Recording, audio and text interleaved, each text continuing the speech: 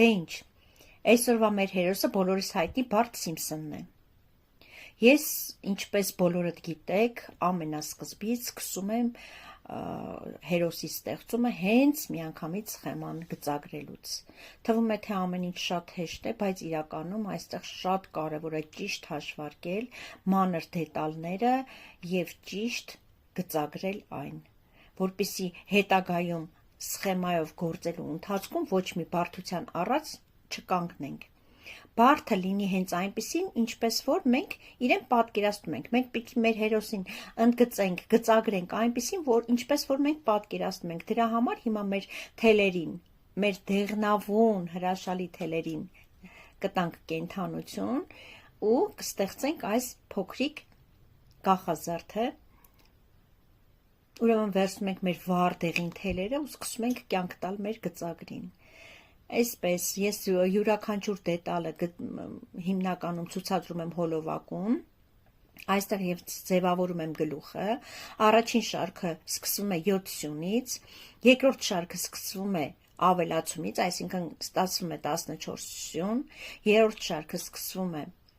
21 սյունով, իսկ չորրորդ շարքը արդեն 28 սյուն մենք ունենք։ 28 սյունով մենք ավարտում ենք, ոչ թե ավարտում ենք, այլ 28 սյունով մենք 11 շարք գործում ենք մեր գլուխը,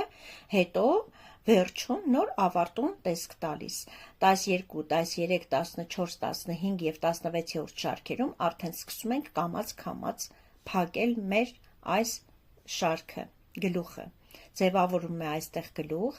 հետ ենք գալիս 12-րդ շարք ու 12-րդ շարքում արդեն մենք ձևավորում ենք մեր այն հայտնի փոքրիկ պոտոկները, որ բարդը ունի ու գործում ենք դրանք առանձին։ Հետո դրանից հետո կձևավորենք մենք ականջը, տիկնիկի, ականջները ավելի ճիշտ, ականջները կձևավորենք, հետո կլցոնենք այսա ու արդեն ինքը պատրաստ կլինի, կմնա աչքերը և քիթիկը։ Այստեղ արդեն գործում եմ 11-րդ շարքը իմ, վերջին շարքն է։ Վերջին շարքը գործելուց հետո 12-րդ շարքում,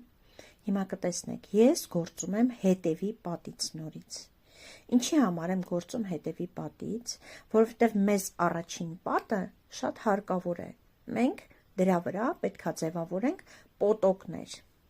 Հիմա կտեսնեք ինչպես եմ գործում հետևի պատից։ Հետևի պատից գործել, այստեղ ես մի փոքր սխալմունք կատարվեց, չիմանաք ամեն անգամ սխեմաները, որ գծագրում